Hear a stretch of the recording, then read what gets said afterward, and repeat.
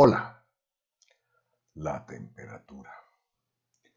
Todos sabemos que algunos alimentos se conservan mejor cuando los refrigeramos o inclusive cuando los congelamos, como las carnes, los quesos, la leche y algunas verduras.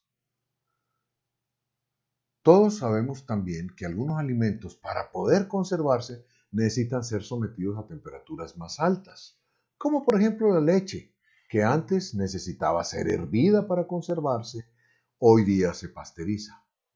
¿Te has preguntado por qué la temperatura es tan importante en relación con los alimentos que consumes? ¿Quieres saber cómo conservar mejor los alimentos en tu cocina para cuidar de la salud tuya y de los tuyos? ¿Quieres conocer la manera correcta de congelar y descongelar una carne? ¿Quieres saber cuántas veces se puede volver a congelar una carne que ha sido descongelada? ¿Quieres saber en qué momento puedes meter tus alimentos dentro del congelador y cuándo no? Si te interesan las respuestas a estas preguntas, voy a tratarlas una por una, así que quédate hasta el final. Si ya nos conocemos, bienvenido de nuevo. Y si es tu primera vez, yo soy Richard Gatz, soy ingeniero bioquímico, soy especialista en ciencia y tecnología de alimentos, con más de 40 años de experiencia en esta industria. Y estoy aquí para compartir contigo lo que he aprendido, contándote la verdad desde adentro de la industria. Y me comprometo a hacerlo de la forma más simple posible, aunque eso tenga el riesgo de que deba yo enfrentarme a algunos mitos, algunas supersticiones y algunas creencias equivocadas sobre los alimentos que tú consumes. De manera que si te interesa saber de qué está hecho lo que consumes, cómo está hecho, entonces da clic aquí en la foto abajo para que te suscribas a este canal. No olvides darle clic también a la campanita para que recibas notificación todas las semanas cuando yo publico un nuevo video sobre estos temas. Para entender el efecto de la temperatura sobre los alimentos, es necesario recordar que hay tres maneras en que los alimentos se deterioran. Primero, por daño físico, como magulladuras, cortes, secado o simplemente cuando el alimento se quema o está pasado de cocción. Por daño químico, en especial cuando los alimentos son atacados por el oxígeno o por otros agentes contaminantes o por las enzimas que están dentro del alimento. Y tercero, por daño microbiano, es decir, por el ataque de mohos y levaduras, pero especialmente de bacterias. Concentrémonos por un momento en el deterioro microbiano y químico. En principio, mientras mayor sea la temperatura, más rápido suceden todos los cambios químicos y también los microbianos. Por esto, cuando refrigeramos la comida, se retrasan estos cambios químicos, pero no se eliminan los daños de los alimentos. Sin embargo, a partir de ciertas temperaturas, los cambios originados por las enzimas y por las bacterias se detienen. Y esto es porque las enzimas se inactivan por calor y los microorganismos mueren también por exceso de calor. Por esta razón, hervir o cocinar o pasteurizar los alimentos ayuda mucho en su conservación, pues desaparecen los factores que dañan los alimentos.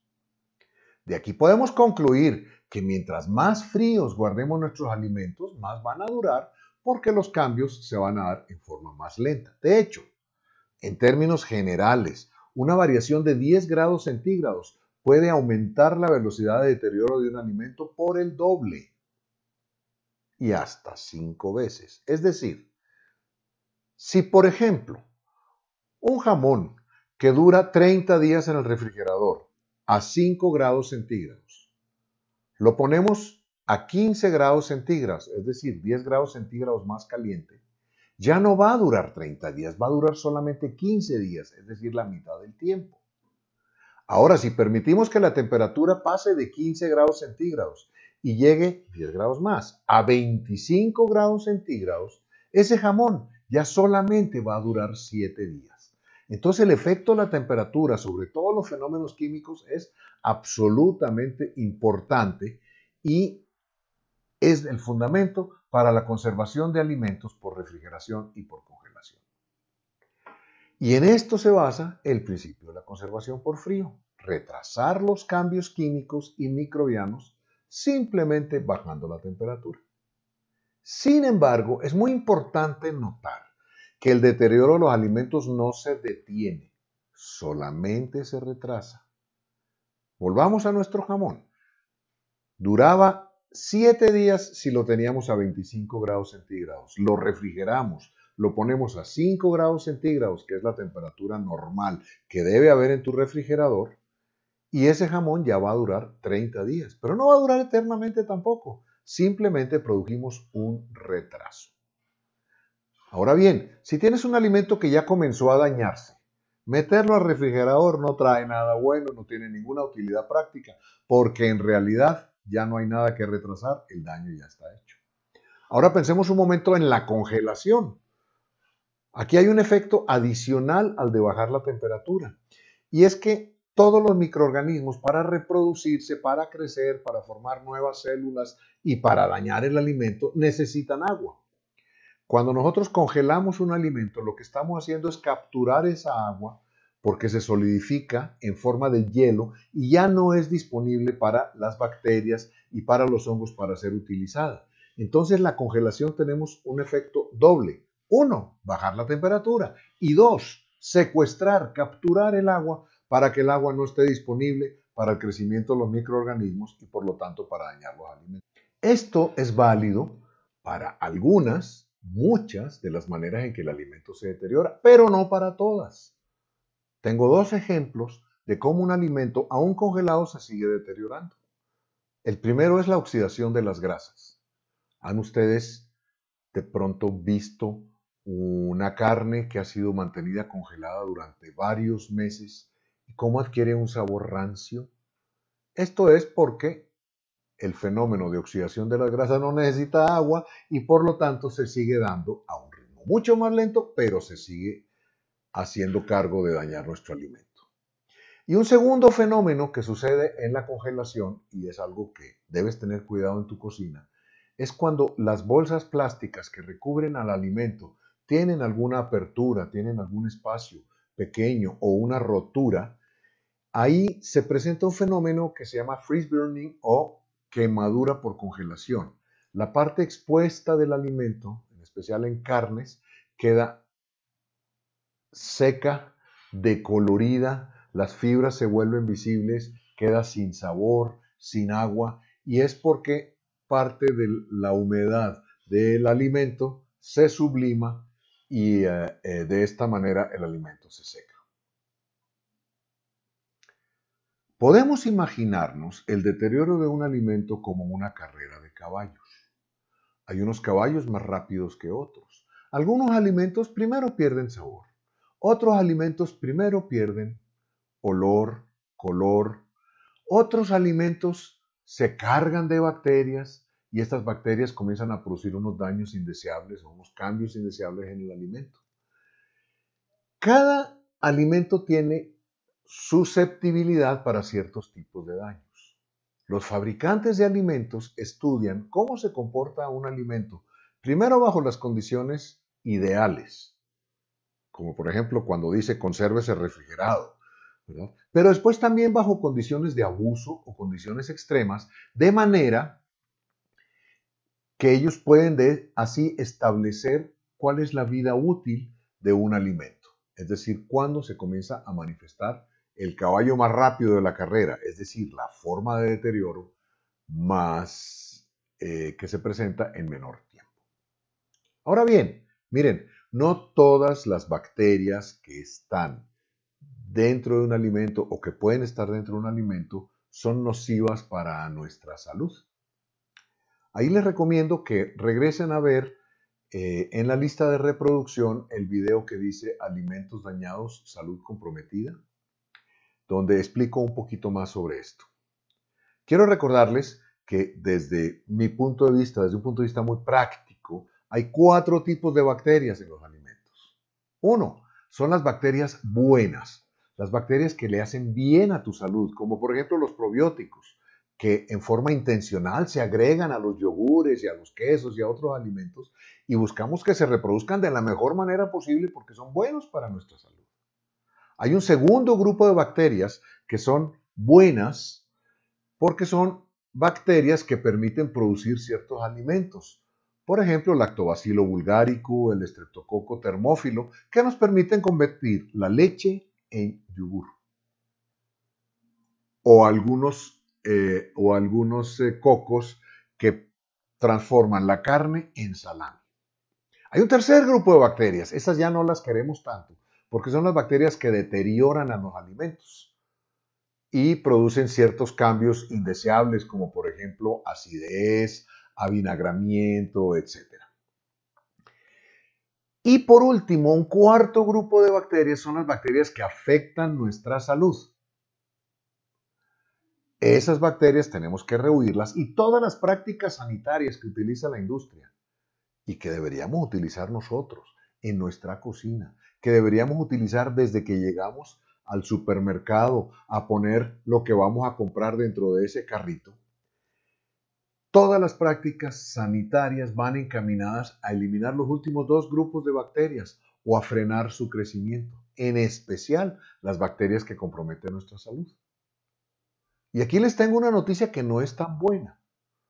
Un alimento puede estar muy cargado de estas bacterias que afectan nuestra salud y no tener ni malos olores ni colores extraños. Es decir, a veces estas bacterias que afectan nuestra salud no se manifiestan directamente. Luego los fabricantes pues analizan este tema y establecen la vida útil del producto en diferentes formas.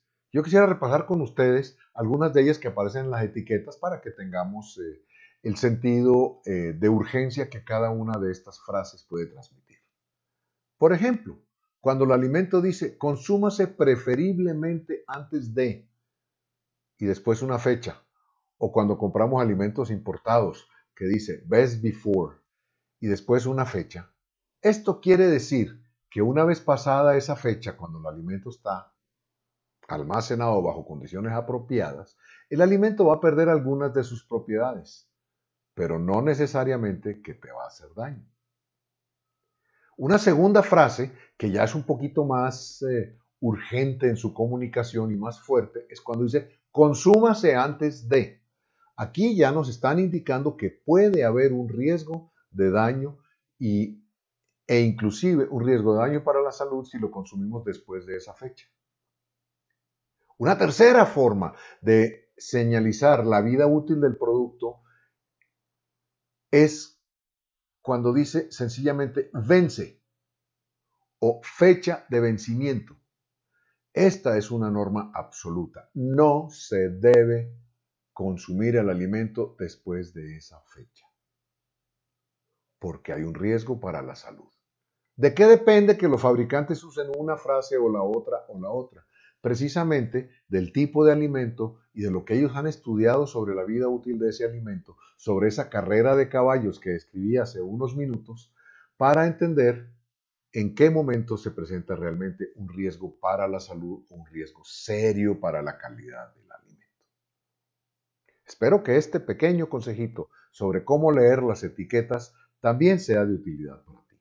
Quédate hasta el final, porque vamos a hablar de cómo debes manejar las cosas o cómo es la mejor forma de manejar las cosas en la cocina de tu casa. Quiero ahora hacerte un par de consideraciones adicionales a este tema de las fechas de vencimiento o de la vida útil de un producto alimenticio.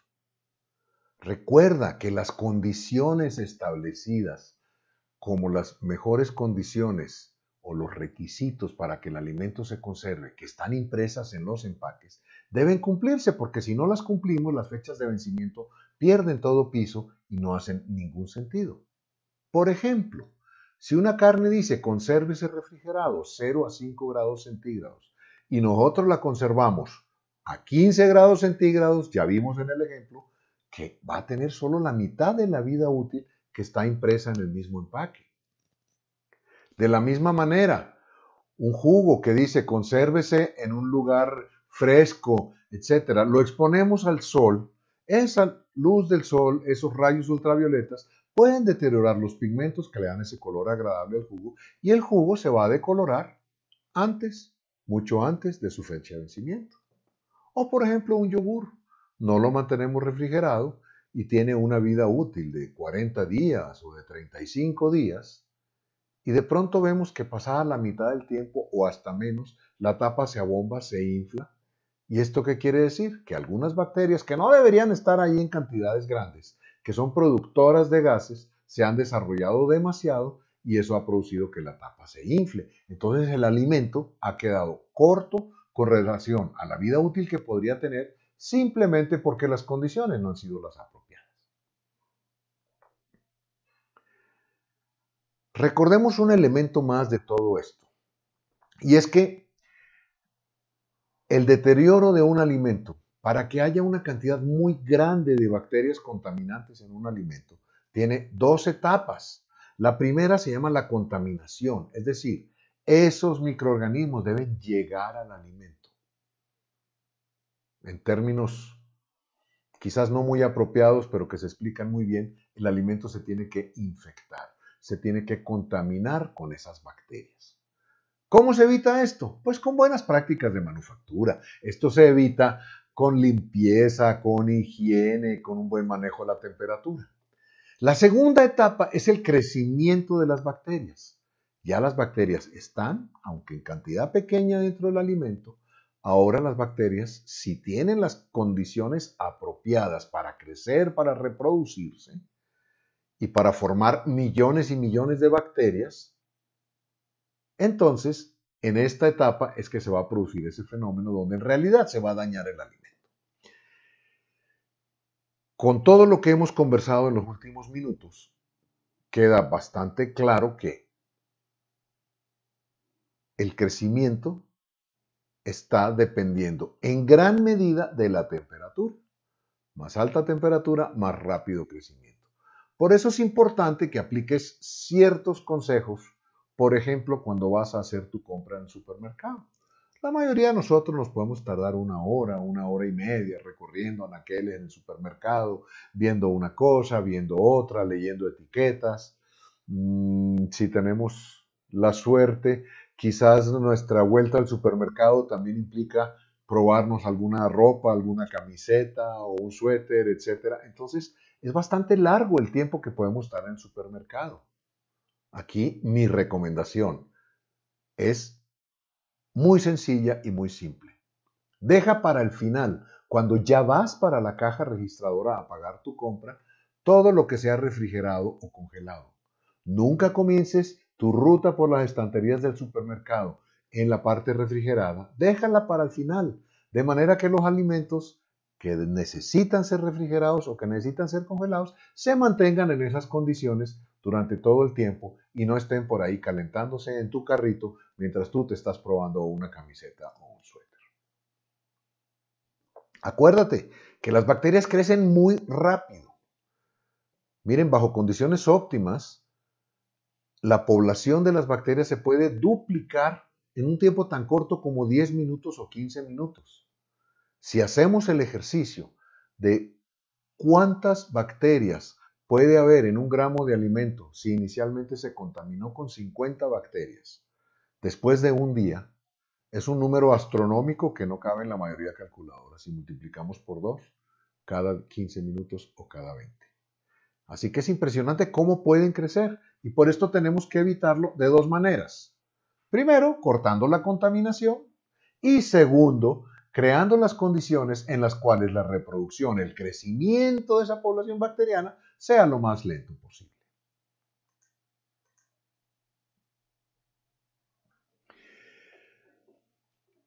Las temperaturas, creo que a este momento es bastante claro la importancia que tienen. Para poder explicar cómo manejar estas cosas, en especial para los operadores de alimentos, se ha diseñado algo que se llama el termómetro de los alimentos. Y el termómetro de los alimentos es una gráfica, como la que estamos viendo ahora, en la cual el termómetro está dividido en tres zonas. Una zona fría de 5 grados y de ahí para abajo, donde se comprenden las temperaturas de refrigeración. una zona de peligro entre los 5 grados centígrados y los 60 grados centígrados. Esta es la zona en la cual las bacterias, los mohos y las levaduras se reproducen con mayor facilidad y con mayor velocidad. Esa zona es una zona de temperatura en la cual no debemos mantener nuestros alimentos más de lo estrictamente indispensable. Minutos, porque horas ya son un problema serio. Luego, a partir de los 60 grados centígrados, lo llamamos la zona caliente. La mayoría de los microorganismos ya no se reproducen a esa temperatura, entonces a partir de ahí comienzan a morir diferentes tipos de microorganismos o comienzan a producirse ciertos cambios deseables en los alimentos, como por ejemplo el cambio del color de la carne, donde la mioglobina del músculo pasa de ser roja a ser rosada y después a ser gris cuando cocemos la carne. Entonces, la regla fundamental es la zona de peligro entre 5 y 60 grados centígrados es una zona que debemos evitar de cualquier manera. Volvamos un momento a la zona caliente. Por ejemplo, 70 grados centígrados es la temperatura a la cual las bacterias coliformes, que son los contaminantes más comunes de los alimentos que producen toxinfecciones, que son las enterobacterias, porque se alojan y se reproducen muy bien en el intestino, a los 70 grados centígrados estas bacterias mueren. De manera que todo lo que cocinemos por arriba de 70 grados centígrados podrá tener otras bacterias, pero no bacterias coliformes. A 75 grados centígrados se considera que es una cocción segura del pollo. Es decir, pollo nunca debe estar cocinado o cocido a menos 75 grados centígrados. 90 grados centígrados, una temperatura muy importante porque se inactivan otros de los contaminantes de alimentos más peligrosos que son los estafilococos. Esta bacteria, el estafilococo, está presente en nuestro cuerpo en muchas partes. Está presente en las fosas nasales, en la garganta, debajo de las uñas, en los oídos, etc. Precisamente por eso está la recomendación, no te rasques cuando estás cocinando. Lávate las manos si te rascaste. Porque transferimos esos estafilococos al alimento. Si permitimos que crezcan, esos estafilococos van a enfermarme después cuando como ese alimento. El problema de los estafilococos, que si bien más o menos a los 90 grados centígrados mueren las células de estafilococo, el problema es que la toxina, esa sustancia, ese veneno que producen los estafilococos, no se destruye a 90 grados centígrados. Entonces tú tienes un alimento que estuvo mal conservado, estuvo en la zona de peligro durante varias horas. Los estafilococos crecieron. Después cociné ese alimento, maté los estafilococos, pero la toxina que esos estafilococos produjeron sigue en el alimento. Y la mala noticia es que requiere temperaturas muy altas para destruirse. Esta toxina se destruye a más de 110 grados centígrados, que en la cocina solamente lo vemos en la olla de presión. De manera que hay que evitar que los estafilococos lleguen a los alimentos, con buenas prácticas para evitar la contaminación y sobre todo manteniendo los alimentos fuera de la zona de temperatura de peligro siempre. Otro aprendizaje que se desprende del conocimiento del termómetro de los alimentos es la manera como descongelamos los alimentos. Entonces tengo un trozo de carne grande, por ejemplo, un pollo entero o una porción grande de lomo, que la tengo congelada y la voy a descongelar. ¿Qué va a suceder? La parte externa rápido se va a poner a temperatura ambiente, es decir, va a estar en la zona de peligro. Pero por dentro todavía está congelado. Yo creo que todos tenemos esa experiencia de aprender que el alimento no se descongela todo el tiempo, sino que se va descongelando como por capas de afuera hacia adentro. Ahora bien, después de la primera media hora quizás, la parte externa del alimento ya está a una temperatura que se encuentra dentro de la zona de peligro. Pero la vamos a dejar ahí 2, 3, 4 horas hasta que la parte interna se haya descongelado. ¿Qué significa eso? Que las partes más externas de ese pollo que además son las más contaminadas, van a estar sometidas durante horas a las temperaturas de la zona de peligro. Es decir, estamos haciendo una descongelación inapropiada. ¿Cuál es la forma correcta de descongelar? Bueno, pues se me ocurren dos. Una descongelación rápida. Meto esta carne en una bolsa plástica bien cerrada y la descongelo rápidamente con agua tibia, dejando chorrear agua tibia encima para que la descongelación se produzca en cuestión de minutos, máximo media hora. La segunda forma es lo contrario, la descongelación lenta. Entonces, esa carne que está congelada la voy a pasar al refrigerador, a la nevera, para que se vaya descongelando poco a poco. Esta es quizá la forma más perfecta de descongelar, porque nunca va a estar el alimento dentro de la zona de peligro.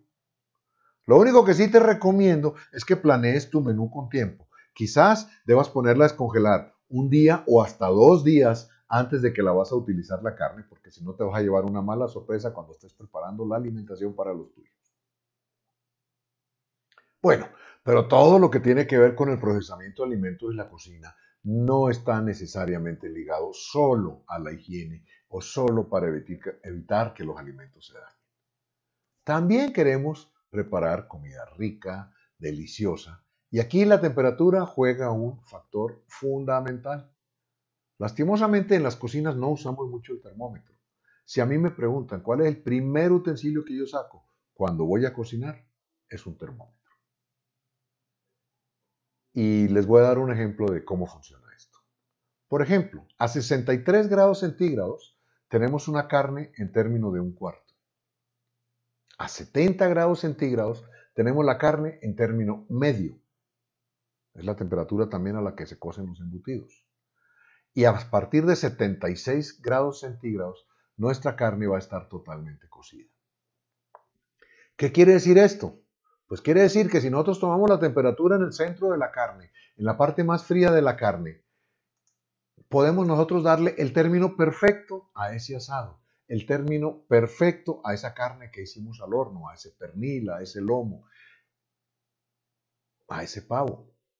Miren ustedes cómo entonces, midiendo la temperatura, nos vamos a convertir en el rey de los asados, porque vamos a tener carnes siempre perfectamente cocidas.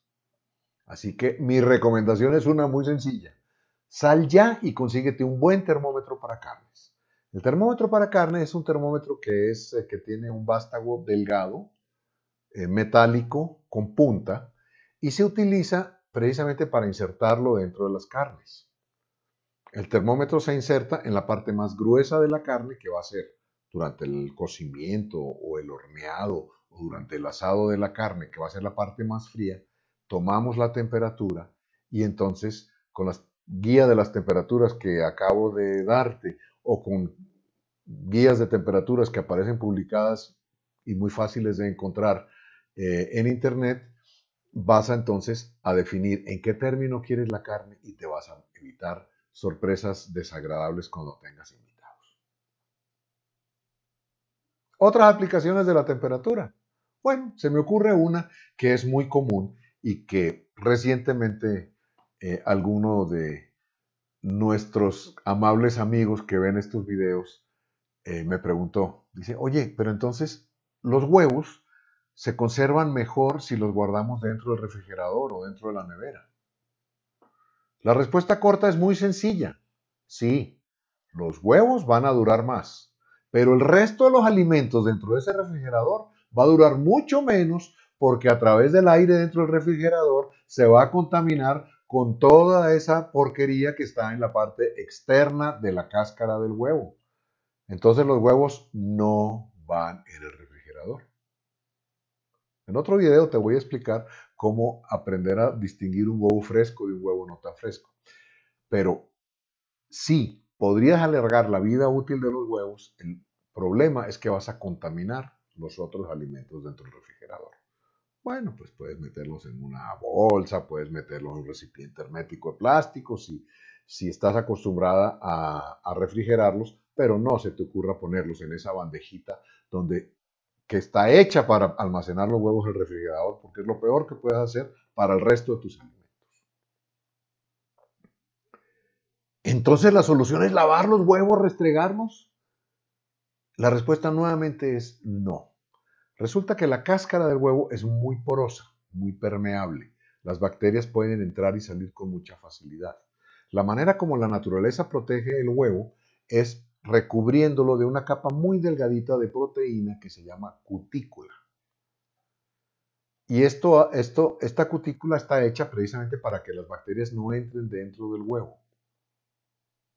Si nosotros lavamos el huevo y más, si todavía si lo restregamos, vamos a quitar la cutícula y vamos a volver el huevo más vulnerable. Entonces mira cómo hay una cantidad de prácticas higiénicas que pueden ser muy interesantes y que es bueno conocerlas por tu salud y por la salud de los tuyos. Y poco a poco, en estos cortos videos, vamos a ir platicando sobre ellas. Si te interesa profundizar en estos temas que afectan tu diario vivir, si quieres saber de qué está hecho lo que comes, cómo está hecho, cómo se han elaborado los alimentos procesados que consumes a diario, yo te invito a suscribirte, dando clic abajo y después dando clic sobre la campanita para que recibas una notificación cada vez que hay una nueva publicación. Y no te olvides de hacer tus comentarios. Aquí abajo hay espacio para que hagas tus comentarios, tus preguntas, tus sugerencias. Porque de todo lo que te tengo que contar, con tus sugerencias, pues puedo definir qué cuento más rápido, qué cuento en videos más próximos y qué dejo para más tarde. Espero que este video y esta información haya sido interesante para ti, importante para ti, y nos vemos en la próxima. Hasta luego.